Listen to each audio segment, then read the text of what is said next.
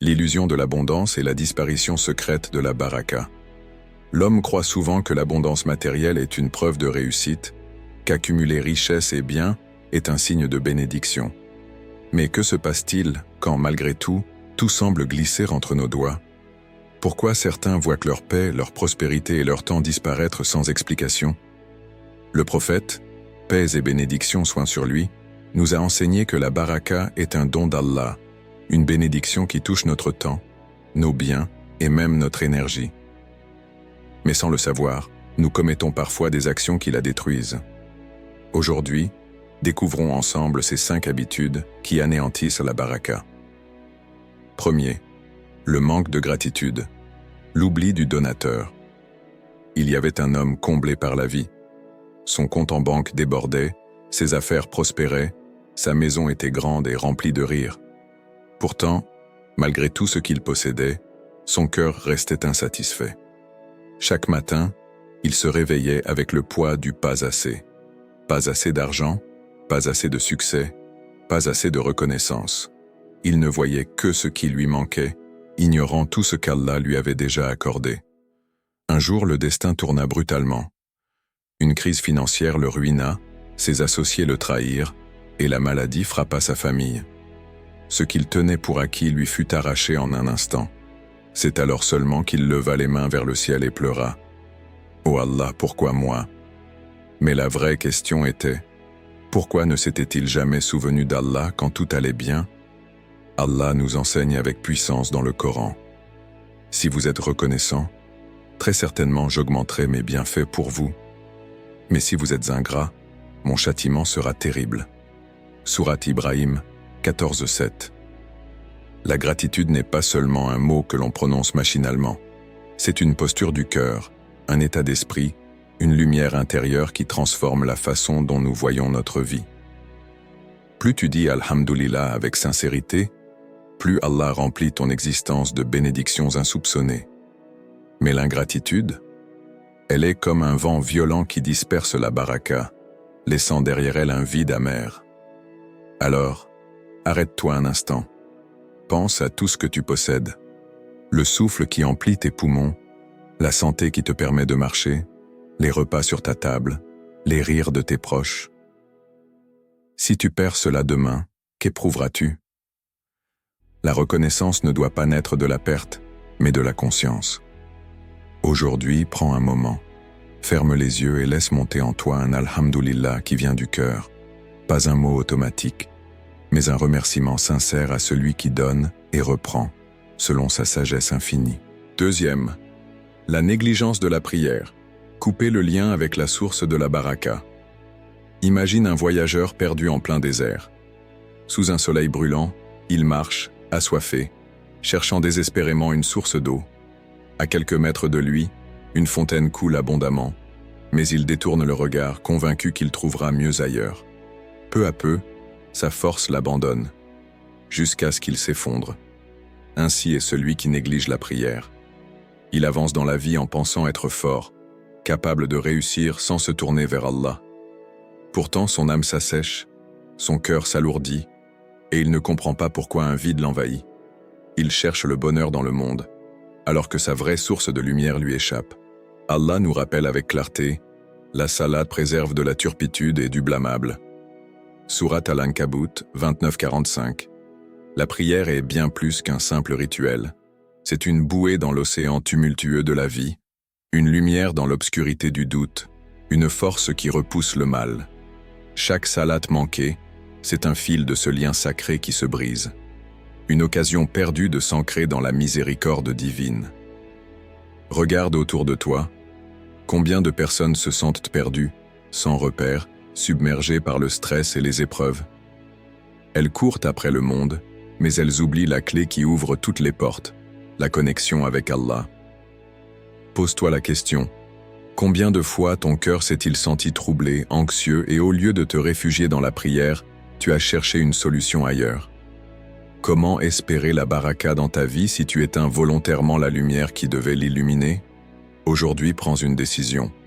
Lorsque l'appel à la prière résonne, ne l'ignore plus. Ne laisse pas ton âme s'éteindre comme un téléphone sans chargeur. car celui qui s'accroche à la salade s'accroche à Allah, et celui qui s'accroche à Allah ne sera jamais abandonné. Troisième, l'injustice et l'oppression, un poison qui consume la baraka. L'injustice est un feu invisible. Elle ne brûle pas immédiatement, mais consume lentement tout ce qu'elle touche. Celui qui s'en nourrit croit s'élever, mais en réalité, il creuse sa propre chute. Il y avait un homme, un commerçant prospère, rusé dans ses affaires. Il gonflait ses prix, pesait ses marchandises avec tromperie, profitait de l'ignorance des plus faibles. Les pièces d'or s'empilaient entre ses mains, son commerce s'élargissait, et aux yeux du monde, il était un modèle de réussite. Mais peu à peu, quelque chose changea. Son corps tomba malade sans raison apparente, ses enfants s'éloignèrent de lui, et son foyer, autrefois rempli de vie, devint une maison froide et silencieuse. Son argent coulait entre ses doigts comme du sable. La prospérité qu'il pensait éternelle s'évaporait sans qu'il puisse l'expliquer. C'est alors qu'il comprit. Il n'avait pas seulement perdu son argent, il avait perdu la baraka.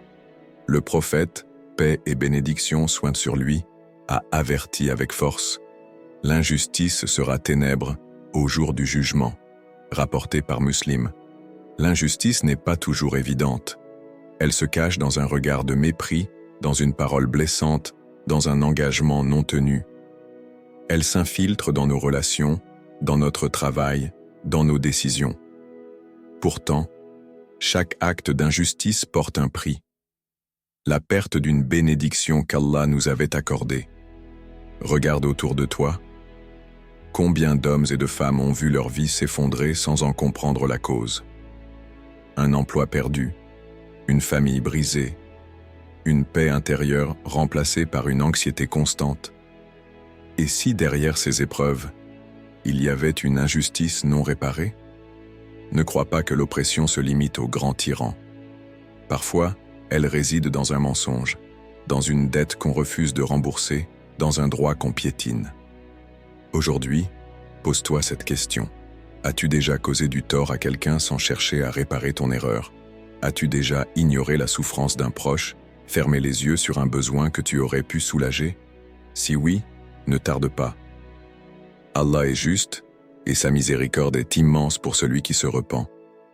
Mais celui qui persiste dans l'injustice verra ses bénédictions disparaître comme l'ombre chassée par la lumière du jour. Quatrième, la consommation illicite, un feu qui brûle la baraka. Un jeune homme vint voir un sage, le cœur lourd. Il se débattait avec des épreuves constantes, des dettes qui s'accumulaient, des portes qui se fermaient devant lui, une anxiété inexplicable. « Pourquoi ma vie est-elle si compliquée alors que je fais de mon mieux ?» demanda-t-il. Le sage lui répondit calmement. « Dis-moi, d'où vient ta nourriture? D'où provient ton argent ?» Le jeune homme resta silencieux. Il savait que certaines de ses sources de revenus étaient douteuses, que parfois il acceptait de l'argent gagné par des moyens ambigus. Il réalisait qu'il consommait des biens acquis dans l'illicite, et soudain, tout lui parut clair. Le prophète, paix et bénédiction soient sur lui, a mis en garde.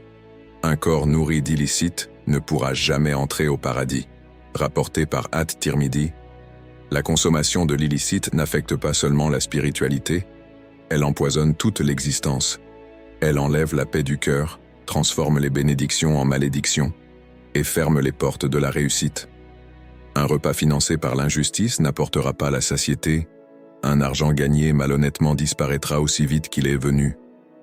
Regarde autour de toi. Combien de personnes courent après l'argent sans se soucier de sa provenance? Tricherie dans le commerce, fraude, exploitation des autres.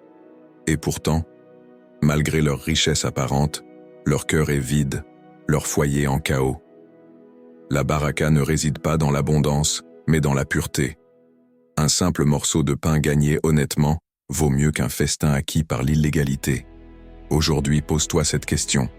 Ce que tu consommes, ce que tu gagnes, ce que tu dépenses, tout cela est-il pur aux yeux d'Allah?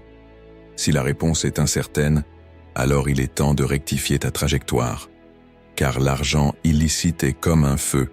Il brûle tout ce qu'il touche et celui qui s'y attache finira consumé par ses propres choix.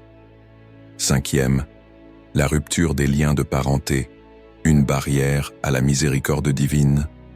Une vieille femme, les mains tremblantes, essuyait silencieusement ses larmes chaque nuit. Ses enfants, qu'elle avait portés, nourris et aimés, ne lui rendaient plus visite. Chacun d'eux était absorbé par sa propre vie, prétextant le manque de temps, les responsabilités ou, pire encore, d'anciennes rancœurs jamais apaisées. Mais ce qu'ils ne voyaient pas, c'est que malgré leur richesse apparente, leur bonheur était fragile. Les affaires échouaient les unes après les autres, la paix de leur foyer s'effritait, et leur cœur, au fond, ressentait un vide qu'aucun succès ne pouvait combler. Le prophète, paix et bénédiction soient sur lui, a averti « Celui qui veut que sa subsistance soit élargie et que sa vie soit prolongée, qu'il maintienne ses liens de parenté. » Rapporté par Bukhari et Muslim, briser les liens familiaux, c'est ériger un mur entre soi et la miséricorde d'Allah. Chaque mot blessant, chaque appel ignoré, chaque rancune entretenue est une porte qui se ferme sur la baraka. Pense à ces relations abîmées dans ta vie.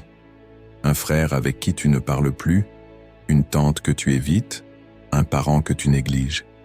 Et si ces tensions étaient à la cause invisible des blocages que tu rencontres? L'orgueil nous pousse souvent à attendre que l'autre fasse le premier pas. Mais en vérité, chaque instant où nous retardons la réconciliation est un instant où nous privons notre propre âme de bénédiction. Aujourd'hui, pose-toi cette question.